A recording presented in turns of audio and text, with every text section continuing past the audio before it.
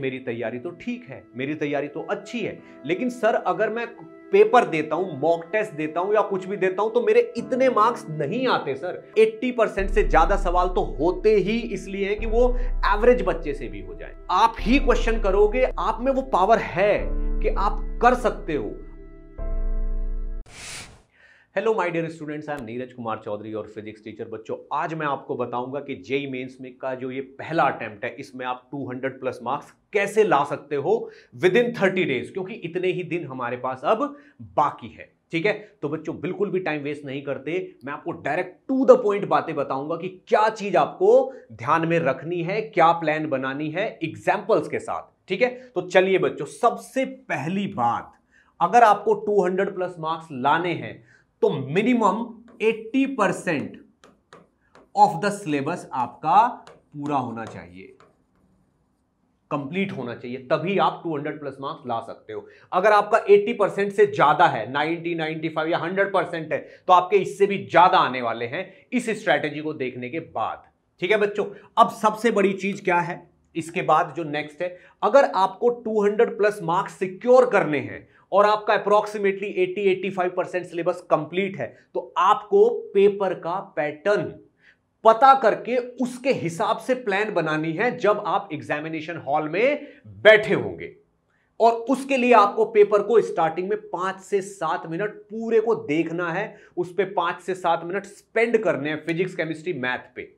ठीक है ना, ताकि आप एक प्लान बना पाओ कि अब नेक्स्ट 3 आवर्स में मुझे क्या क्या पहले करना है, क्या क्या बीच में करना, क्या क्या बाद में करना, और कैलकुलेशन को कितना सीरियसली लेना है। ठीक है, ये बात मैं एक एग्जांपल से दे रहा हूं। मान लो आपको पेपर मिला, आपने लॉगिन किया, पेपर खुला और आपने पेपर के क्वेश्चंस को पढ़ना शुरू कर दिया, और आपने 5 से 7 मिनट डिसाइड कर रखे कि फिजिक्स, केमिस्ट्री में तीनों को देख डालूंगा। उसके बाद आप देखते हो कि भाई फिजिक्स, केमिस्ट्री और मैथ के क्वेश्चंस देखे आपने, आपको लगा यार फिजिक्स में समझ लो 30% इजी है, फिजिक्स में 30%, केमिस्ट्री में 40% इजी है यहां पे, और मैथ में आपका बस 20% इजी। मैथ थोड़ा टफ टाइप फील हो रहा है, मान लो एग्जाम्पल ले रहा हूं मैं एक एग्जाम्पल ले रहा हूं, ऐसा है। फिर आपने दूसरा सेट देखा कि यार इसमें 50% के आसपास मीडियोकर है, एवरेज है, जो कि बिल्कुल इजी नहीं है, जिनमें एक फॉर्मूला लगा के, थोड़ा सा कॉन्सेप्ट लगा के तब आंसर आ रहा है। ठीक है ना, और मान लो इसमें आपके 40% मीडियोकर है। ठीक है ना, और इसमें आपके समझ लो 30% मीडियोकर हो रखे हैं, ऐसे इतने मीडियोकर। अब बाकी के इसमें टफ हो रहे, 20% इसमें टफ हो गए, 20% इसमें टफ हो गए, और इसमें की लगा लो 20-30, वैसे 30 क्या, इसमें 40% टाइप मीडियोकर लगाओगे आप, तो 30% या 40% टाइप इसमें टफ हो गए, ऐसा मान लेते हैं, पैटर्न बना लेते हैं। तो बच्चों अगर आप यहां पे देखो, तो अगर आप इन दो कैटेगरी को भी हिट कर पाते हो तो अप्रोक्सीमेटली आपके 230 या 235 प्लस मार्क्स, ठीक है ना, इन्हीं से आ रहे हैं, यानी कि इजी और मीडियोकर वाले से ही इतने मार्क्स आ रहे हैं। 230, 235 टाइप मार्क्स आपके इन्हीं से आ रहे हैं, अगर आप टफ वाले सेगमेंट में भी नहीं जा रहे हो, इसमें से भी आप क्वेश्चन हिला नहीं पाते हो। और बच्चों जो केमिस्ट्री है, अगर केमिस्ट्री तो स्कोरिंग सब्जेक्ट है, अगर इसको आपने बहुत अच्छे से कर रखा है तो 2-4 मार्क्स आप इसमें से भी मार लोगे, 2-4 मार्क्स आप इसमें से भी मार लोगे। ठीक है ना, तो इतने मार्क्स आपके आ रहे हैं। फिर भी मान लो कि मीडियोकर वालों में से आप 2-2, 3-3 सवाल गलत कर देते हो, तो इसमें से भी 10-20 नंबर कम हो जाते हैं। 205, 210 टाइप मार्क्स तो आपके बन ही रहे हैं बेटा। तो ये चीज अगर आपने ध्यान में रख ली कि मुझे 80% सिलेबस कंप्लीट करना है और पहले प्लान बनाना है और उसके हिसाब से देखना है कि कौन कौन से क्वेश्चंस को मैं हिट करूंगा। अब कुछ बच्चे बोलेंगे सर मुझे लगता है कि मेरी तैयारी तो ठीक है, मेरी तैयारी तो अच्छी है, लेकिन सर अगर मैं पेपर देता हूं, मॉक टेस्ट देता हूं या कुछ भी देता हूं तो मेरे इतने मार्क्स नहीं आते सर, और मेरा तो 80% से भी ज्यादा कवर्ड है, ऐसा लगता है। तो बच्चों इसका मतलब यह है कि आप जो मॉक टेस्ट है उसको प्रॉपर माइंडसेट के साथ नहीं दे रहे हो। ठीक है ना, मतलब क्या है इस बात का कि प्रॉपर माइंडसेट के साथ आप क्यों नहीं दे रहे हो। सबसे बड़ी चीज तो जो मॉक टेस्ट है आपके, ठीक है ना, जो मॉक टेस्ट है इन 30 डेज में कम से कम 8 to 10 आपको देने हैं। क्यों?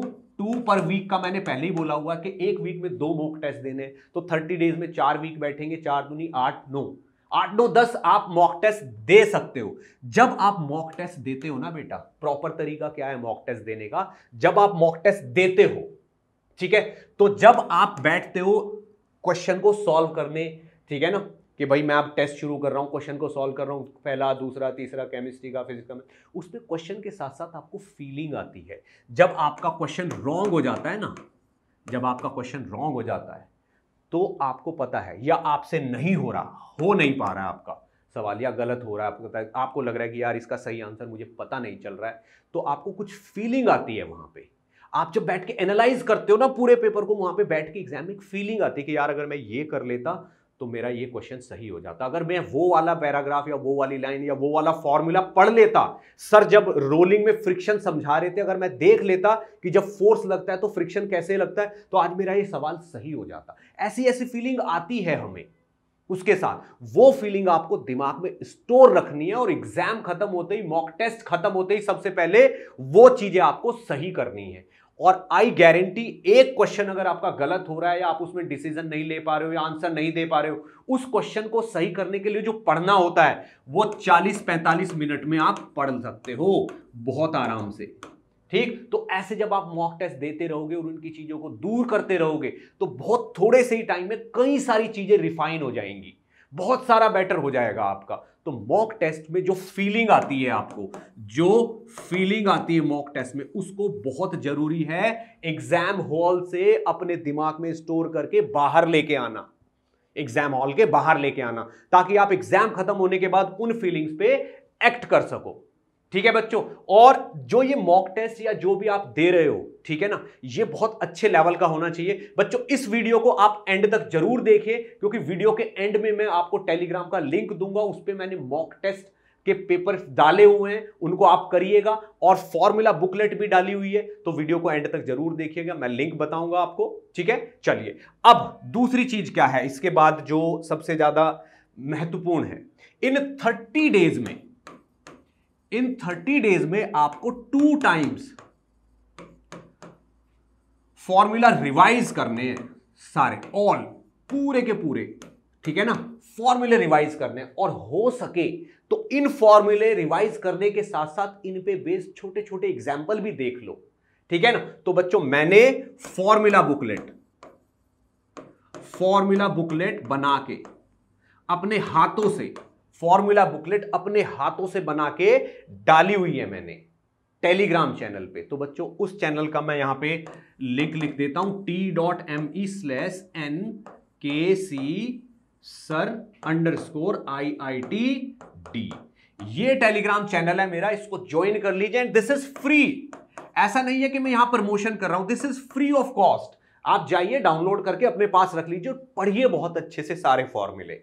ठीक है बच्चों, और बहुत ज्यादा पॉजिटिव माइंडसेट रखिए, मतलब ये सोचिए कि आपको मतलब आप में वो पावर है कि आप कर सकते हो, आपके ही 80% प्लस मार्क्स आएंगे, आप ही हो, क्योंकि आप इतने साल से पढ़ रहे हो, आप ही क्वेश्चन करोगे, आपसे हो सकता है, यही सोच के, क्योंकि जो क्वेश्चन पेपर में आए हुए हैं वो इसीलिए आए हुए हैं कि वो हो जाएं, और 80% से ज्यादा सवाल तो होते ही इसलिए हैं कि वो एवरेज बच्चे से भी हो जाएं।